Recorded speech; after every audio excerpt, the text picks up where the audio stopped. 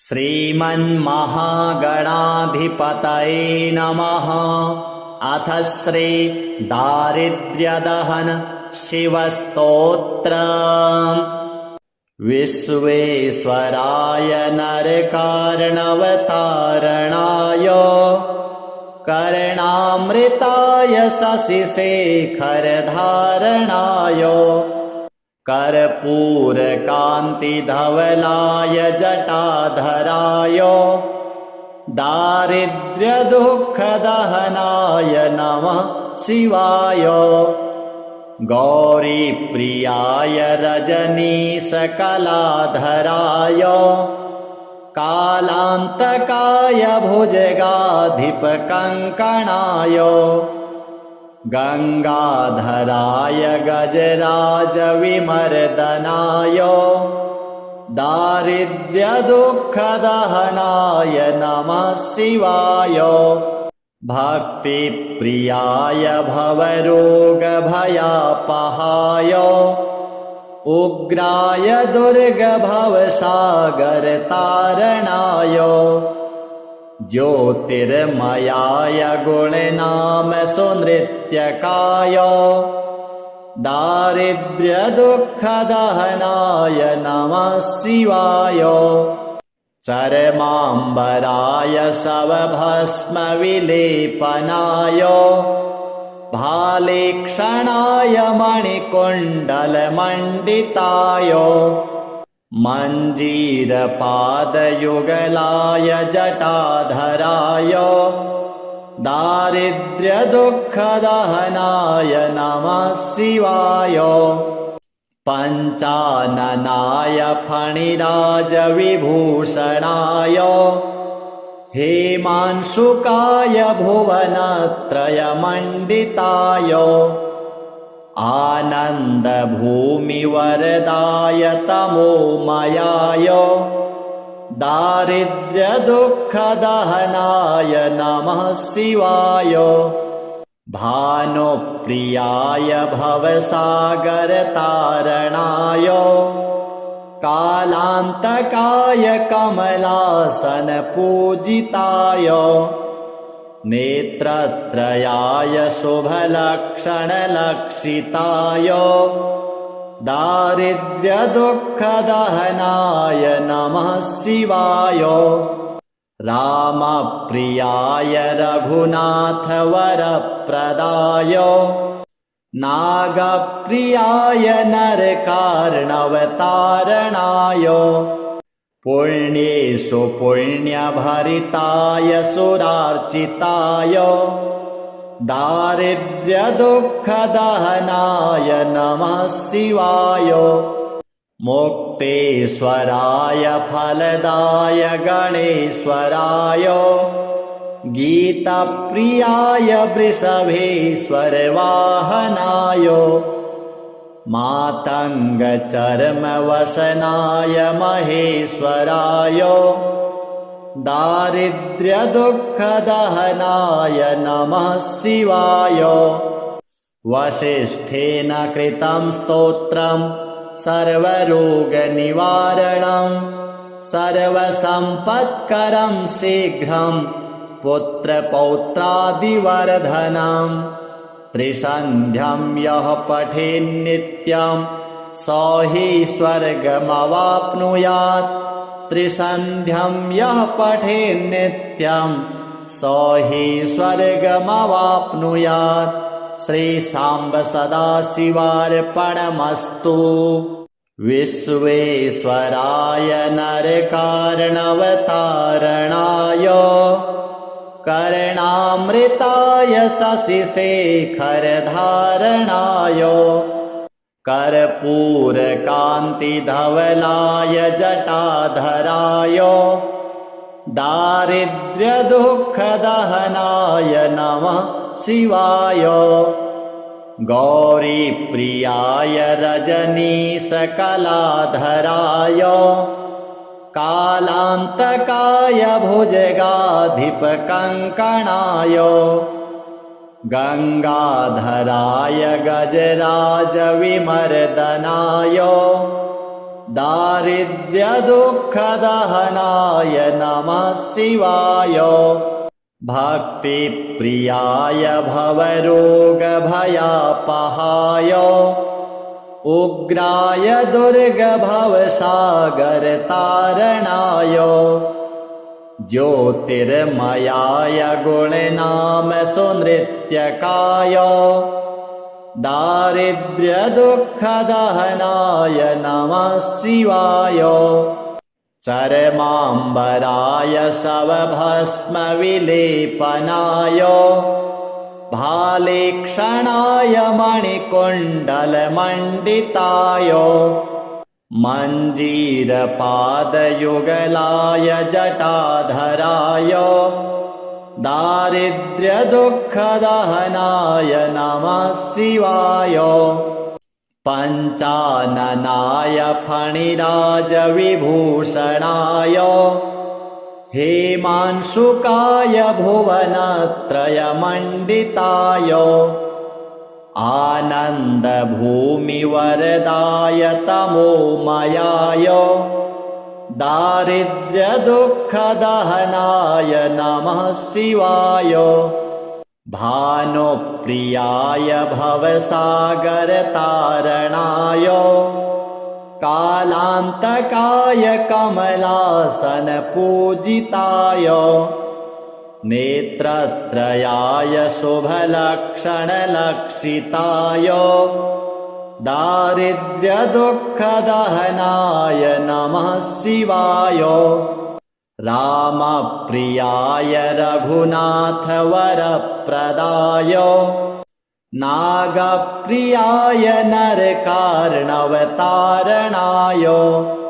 पुण्येषु पुण्यभरिताय सुरार्चिताय दारिद्र्यदुःखदहनाय नमः शिवाय मुक्तेश्वराय फलदाय गणेश्वराय गीतप्रियाय वृषभेश्वरवाहनाय मातङ्गचर्मवसनाय महेश्वराय दारिद्र्यदुःखदहनाय नमः शिवाय वसिष्ठेन कृतं स्तोत्रम् सर्वरोगनिवारणं सर्वसम्पत्करं शीघ्रं पुत्रपौत्रादिवर्धनं त्रिसन्ध्यं यः पठेन्नित्यं स हि स्वर्गमवाप्नुयात् त्रिसन्ध्यं यः पठेन्नित्यं स हि स्वर्गमवाप्नुयात् श्रीसाम्ब सदाशिवार्पणमस्तु विश्वेश्वराय नरकार्णवतारणाय कर्णामृताय शशिशेखरधारणाय कर्पूरकान्तिधवलाय जटाधराय दारिद्र्यदुःखदहनाय नमः शिवाय गौरीप्रियाय रजनीशकलाधराय कालान्तकाय भुजगाधिपकङ्कणाय गङ्गाधराय गजराजविमर्दनाय दारिद्र्यदुःखदहनाय नमः शिवाय भक्तिप्रियाय भवरोगभयापहाय उग्राय दुर्गभवसागरतारणाय ज्योतिर्मयाय गुणनाम सुनृत्यकाय दारिद्र्यदुःखदहनाय नमः शिवाय चर्माम्बराय शवभस्मविलेपनाय भालेक्षणाय मणिकुण्डलमण्डिताय मञ्जीरपादयुगलाय जटाधराय दारिद्र्यदुःखदहनाय नमः शिवाय पञ्चाननाय फणिराजविभूषणाय हेमांशुकाय भुवनत्रयमण्डिताय आनन्दभूमिवरदाय तमोमयाय दारिद्र्यदुःखदहनाय नमः शिवाय भानुप्रियाय भवसागरतारणाय कालान्तकाय कमलासनपूजिताय नेत्रत्रयाय शुभलक्षणलक्षिताय दारिद्र्यदुःखदहनाय नमः शिवाय रामप्रियाय रघुनाथवरप्रदाय नागप्रियाय नरकार्णवतारणाय पुण्येषु पुण्यभरिताय सुरार्चिताय दारिद्र्यदुःखदहनाय नमः शिवाय मुक्तेश्वराय फलदाय गणेश्वराय गीतप्रियाय वृषभेश्वरवाहनाय मातङ्गचर्मवसनाय महेश्वराय दारिद्र्यदुःखदहनाय नमः शिवाय वसिष्ठेन कृतं स्तोत्रम् सर्वरोगनिवारणं सर्वसम्पत्करं शीघ्रं पुत्रपौत्रादिवर्धनं त्रिसन्ध्यं यः पठेन्नित्यं स हि स्वर्गमवाप्नुयात् त्रिसन्ध्यं यः पठेन्नित्यं स हि स्वर्गमवाप्नुयात् श्रीसाम्ब सदाशिवार्पणमस्तु विश्वेश्वराय नरकार्णवतारणाय कर्णामृताय शशिशेखरधारणाय कर्पूरकान्तिधवलाय जटाधराय दारिद्र्यदुःखदहनाय नमः शिवाय गौरीप्रियाय रजनीशकलाधराय कालान्तकाय भुजगाधिपकङ्कणाय गङ्गाधराय गजराजविमर्दनाय दारिद्र्यदुःखदहनाय नमः शिवाय भक्तिप्रियाय भवरोगभयापहाय उग्राय दुर्गभवसागरतारणाय ज्योतिर्मयाय गुणनाम सुनृत्यकाय दारिद्र्यदुःखदहनाय नमः शिवाय चरमाम्बराय शवभस्मविलेपनाय भालेक्षणाय मणिकुण्डलमण्डिताय मञ्जीरपादयुगलाय जटाधराय दारिद्र्यदुःखदहनाय नमः शिवाय पञ्चाननाय फणिराजविभूषणाय हेमांशुकाय भुवनत्रयमण्डिताय आनन्दभूमिवरदाय तमोमयाय दारिद्र्यदुःखदहनाय नमः शिवाय भानुप्रियाय भवसागरतारणाय कालान्तकाय कमलासनपूजिताय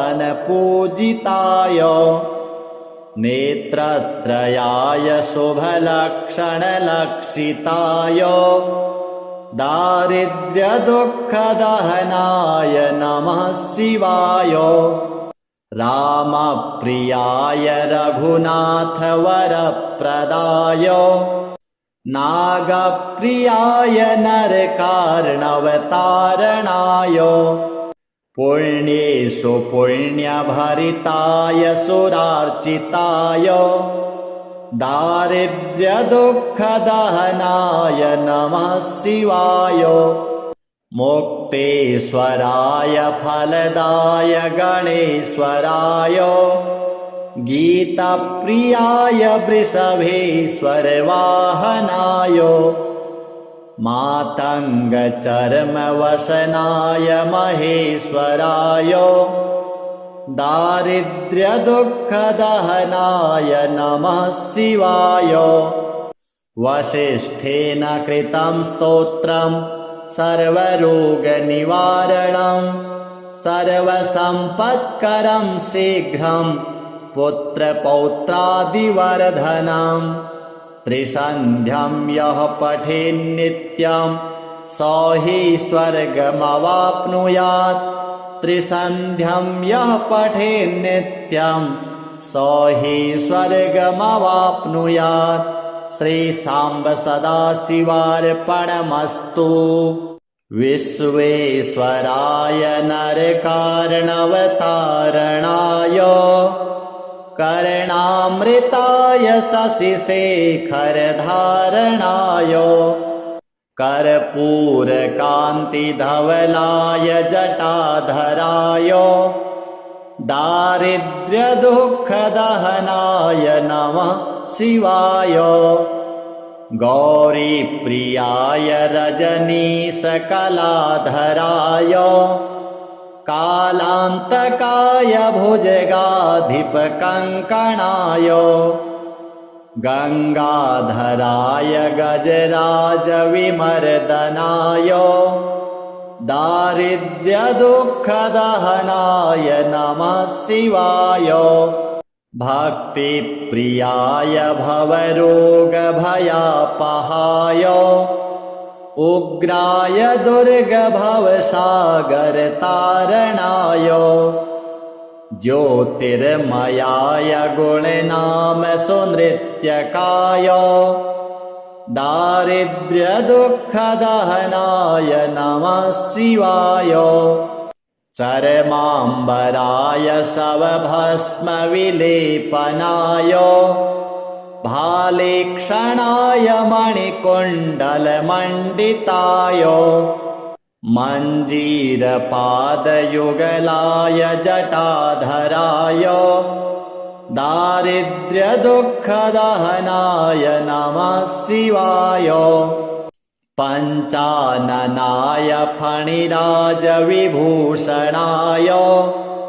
हेमांशुकाय भुवनत्रयमण्डिताय आनन्दभूमिवरदाय तमोमयाय दारिद्र्यदुःखदहनाय नमः शिवाय भानुप्रियाय भवसागरतारणाय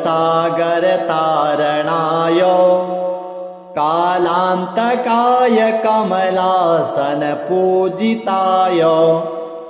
नेत्रत्रयाय शुभलक्षणलक्षिताय दारिद्र्यदुःखदहनाय नमः शिवाय रामप्रियाय रघुनाथवरप्रदाय नागप्रियाय नरकार्णवतारणाय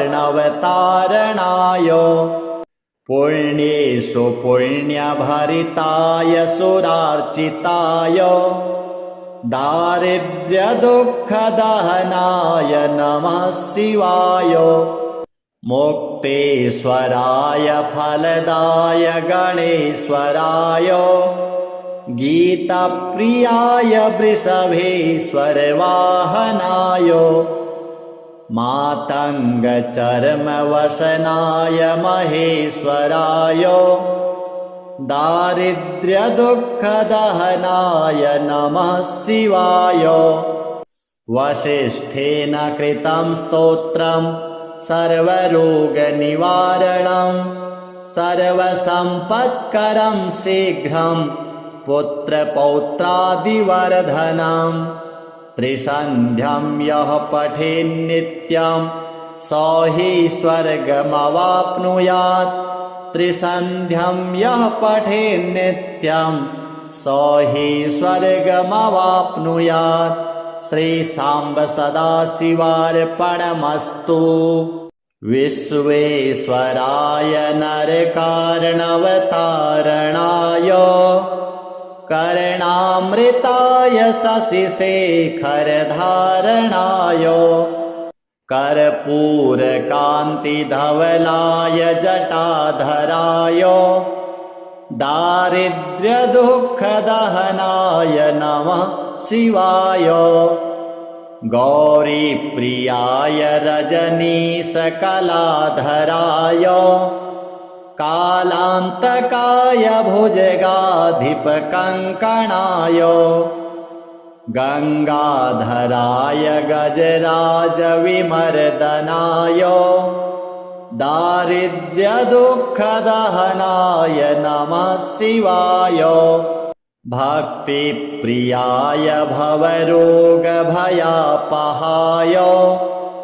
उग्राय दुर्गभवसागरतारणाय ज्योतिर्मयाय गुणनामसुनृत्यकाय दारिद्र्यदुःखदहनाय नमः शिवाय। चर्माम्बराय शवभस्मविलेपनाय भालेक्षणाय मणिकुण्डलमण्डिताय मञ्जीरपादयुगलाय जटाधराय दारिद्र्यदुःखदहनाय नमः शिवाय। पञ्चाननाय फणिराजविभूषणाय हेमांशुकाय भुवनत्रयमण्डिताय आनन्दभूमिवरदाय तमोमयाय दारिद्र्यदुःखदहनाय नमः शिवाय। भानुप्रियाय भवसागरतारणाय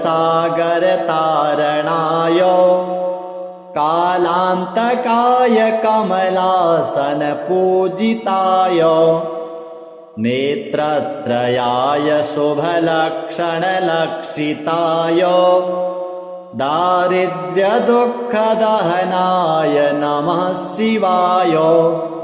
रामप्रियाय रघुनाथवरप्रदाय नागप्रियाय नरकार्णवतारणाय पुण्येषु पुण्यभरिताय सुरार्चिताय दारिद्र्यदुःखदहनाय नमः शिवाय। मुक्तेश्वराय फलदाय गणेश्वराय गीतप्रियाय वृषभेश्वरवाहनाय मातङ्गचर्मवसनाय महेश्वराय दारिद्र्यदुःखदहनाय नमः शिवाय। वसिष्ठेन कृतं स्तोत्रम् सर्वरोगनिवारणं सर्वसम्पत्करं शीघ्रं पुत्रपौत्रादिवर्धनं त्रिसन्ध्यं यः पठेन्नित्यं स हि स्वर्गमवाप्नुयात् त्रिसन्ध्यं यः पठेन्नित्यं स हि स्वर्गमवाप्नुयात्। श्रीसाम्ब सदाशिवार्पणमस्तु। विश्वेश्वराय नरकार्णवतारणाय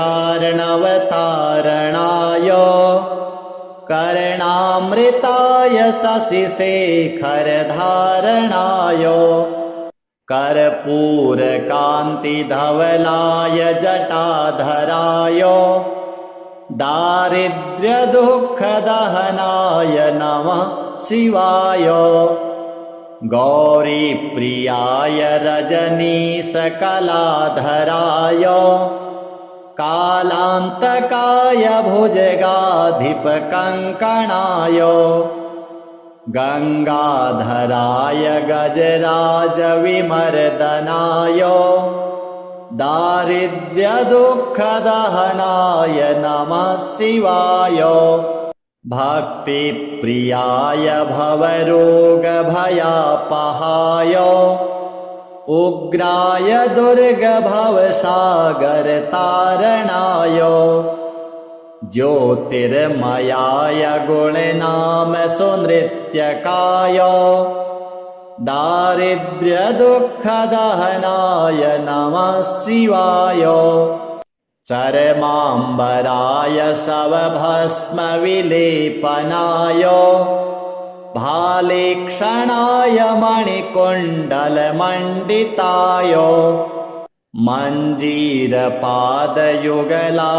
जटाधराय दारिद्र्यदुःखदहनाय नमः शिवाय पञ्चाननाय फणिराजविभूषणाय हेमांशुकाय भुवनत्रयमण्डिताय आनन्दभूमिवरदाय तमोमयाय दारिद्र्यदुःखदहनाय नमः शिवाय भानुप्रियाय भवसागरतारणाय कालान्तकाय कमलासनपूजिताय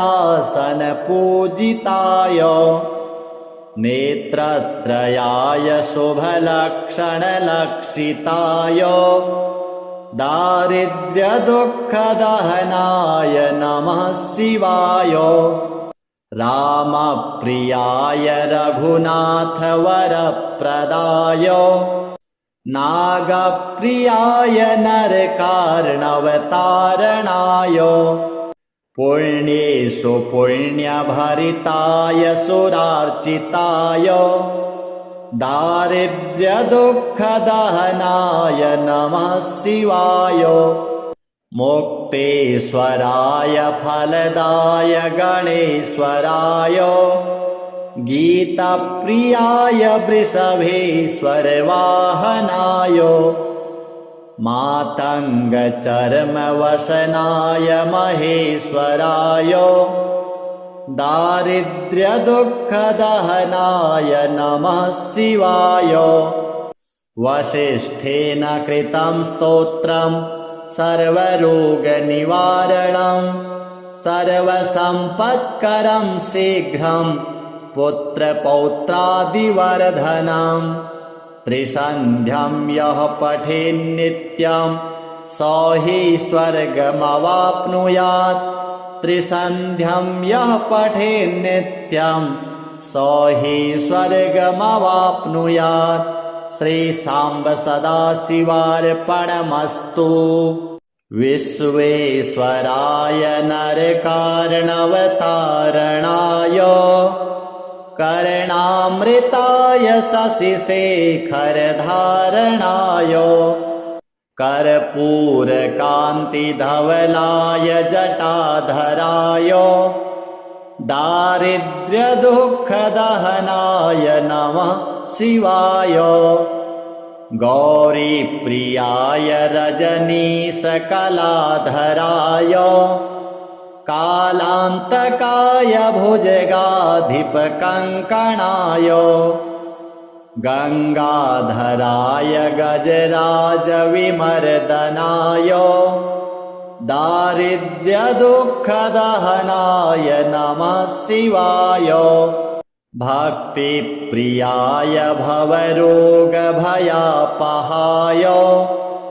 उग्राय दुर्गभवसागरतारणाय ज्योतिर्मयाय गुणनाम सुनृत्यकाय दारिद्र्यदुःखदहनाय नमः शिवाय चर्माम्बराय शवभस्मविलेपनाय भालेक्षणाय मणिकुण्डलमण्डिताय मञ्जीरपादयुगलाय जटाधराय दारिद्र्यदुःखदहनाय नमः शिवाय पञ्चाननाय फणिराजविभूषणाय हेमांशुकाय भुवनत्रयमण्डिताय आनन्दभूमिवरदाय तमोमयाय दारिद्र्यदुःखदहनाय नमः शिवाय भानुप्रियाय भवसागरतारणाय कालान्तकाय कमलासनपूजिताय नेत्रत्रयाय शुभलक्षणलक्षिताय दारिद्र्यदुःखदहनाय नमः शिवाय रामप्रियाय रघुनाथवरप्रदाय नागप्रियाय नरकार्णवतारणाय पुण्येषु पुण्यभरिताय सुरार्चिताय दारिद्र्यदुःखदहनाय नमः शिवाय मुक्तेश्वराय फलदाय गणेश्वराय गीतप्रियाय वृषभेश्वरवाहनाय मातङ्गचर्मवसनाय महेश्वराय दारिद्र्यदुःखदहनाय नमः शिवाय वसिष्ठेन कृतं स्तोत्रं सर्वरोगनिवारणं सर्वसम्पत्करं शीघ्रं पुत्रपौत्रादिवर्धनं त्रिसन्ध्यं यः पठेन्नित्यं स हि स्वर्गमवाप्नुयात् त्रिसन्ध्यं यः पठेन्नित्यं स हि स्वर्गमवाप्नुयात् श्रीसाम्ब सदाशिवार्पणमस्तु विश्वेश्वराय नरकार्णवतारणाय कर्णामृताय शशिशेखरधारणाय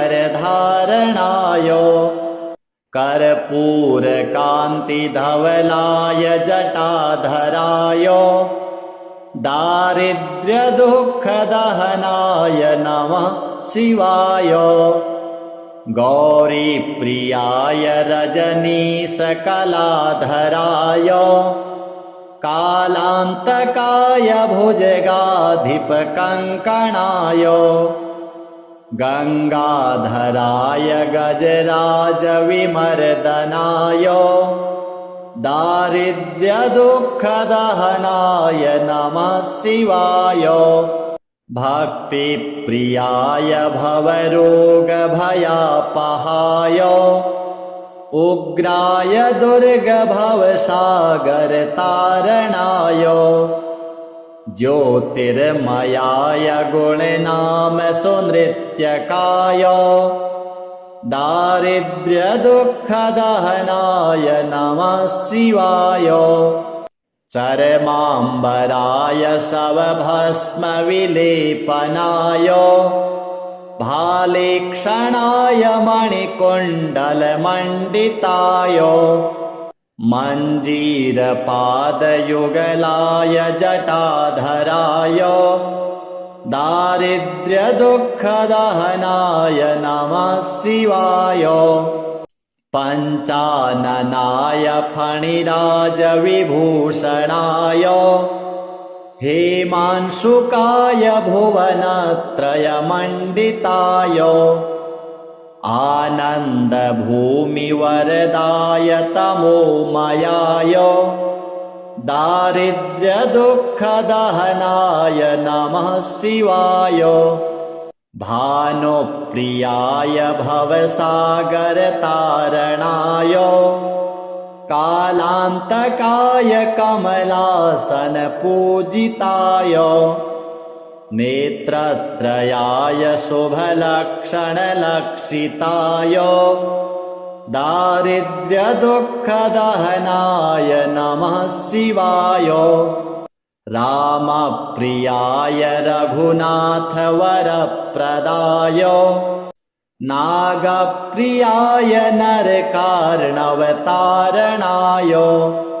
पुण्येषु पुण्यभरिताय सुरार्चिताय दारिद्र्यदुःखदहनाय नमः शिवाय मुक्तेश्वराय फलदाय गणेश्वराय गीतप्रियाय वृषभेश्वरवाहनाय मातङ्गचर्मवसनाय महेश्वराय दारिद्र्यदुःखदहनाय नमः शिवाय वसिष्ठेन कृतं स्तोत्रं सर्वरोगनिवारणं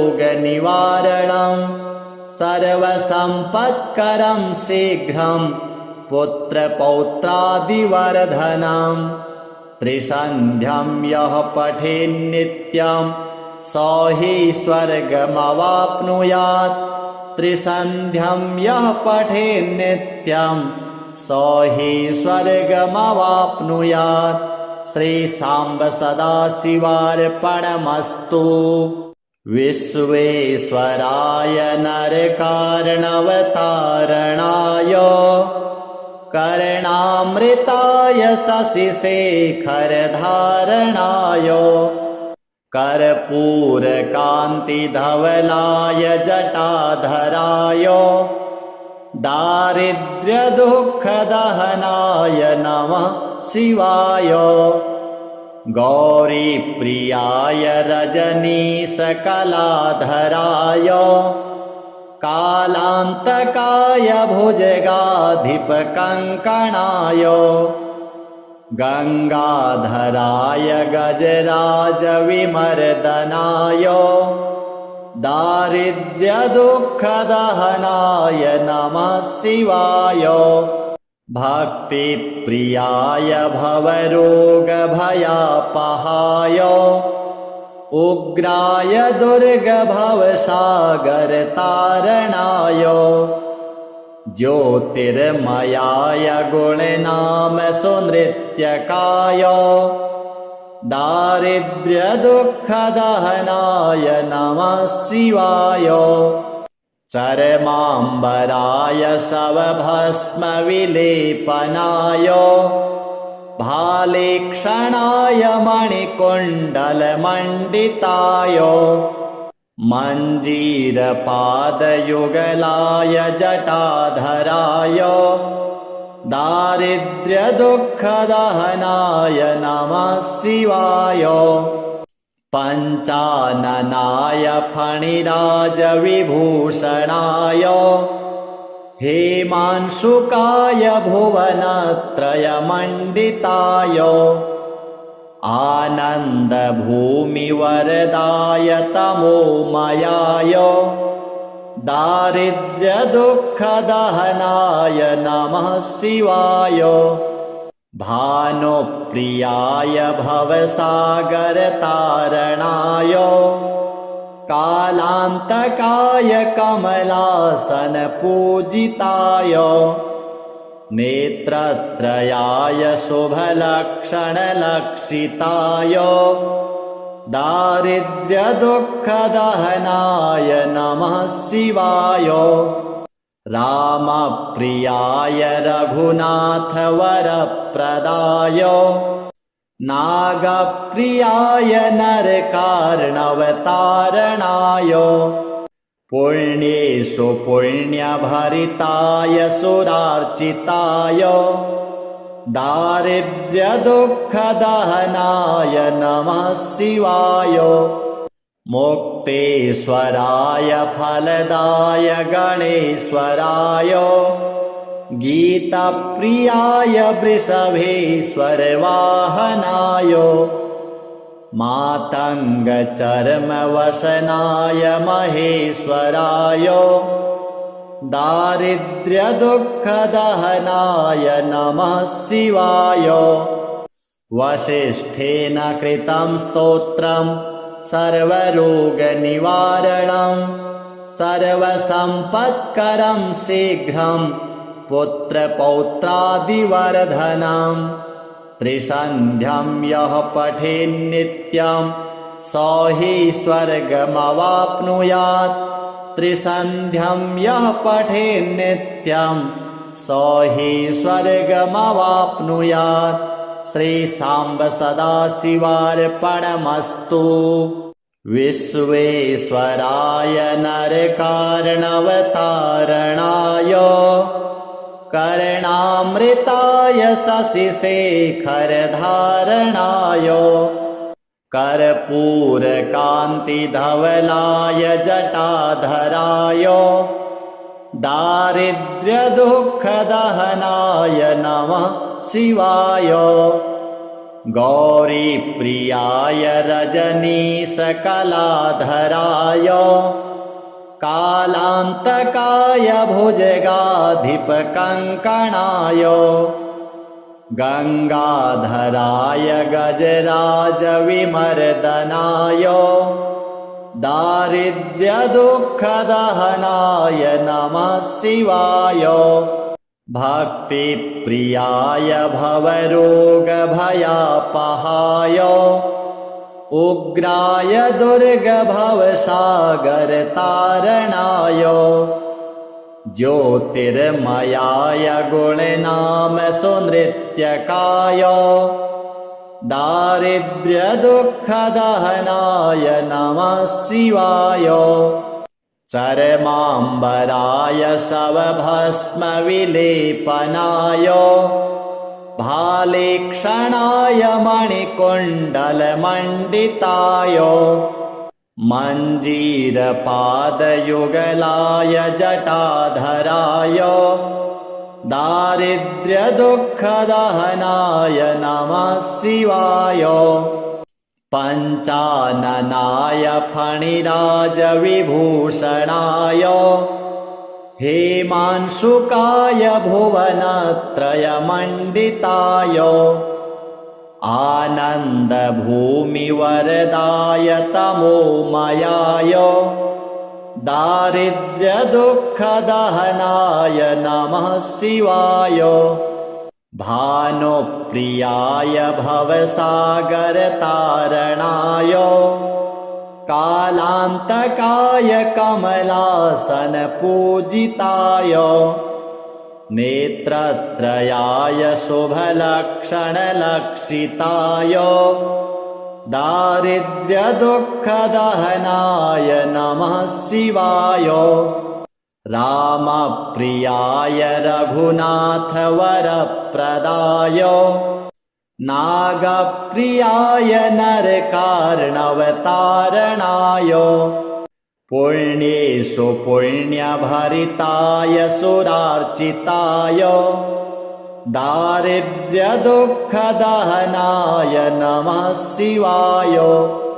मुक्तेश्वराय फलदाय गणेश्वराय गीतप्रियाय वृषभेश्वरवाहनाय मातङ्गचर्मवसनाय महेश्वराय दारिद्र्यदुःखदहनाय नमः शिवाय। वसिष्ठेन कृतं स्तोत्रं सर्वरोगनिवारणं सर्वसम्पत्करं शीघ्रं पुत्रपौत्रादिवर्धनं त्रिसन्ध्यं यः पठेन्नित्यं स हि स्वर्गमवाप्नुयात् त्रिसन्ध्यं यः पठेन्नित्यं स हि स्वर्गमवाप्नुयात्। श्रीसाम्ब सदाशिवार्पणमस्तु।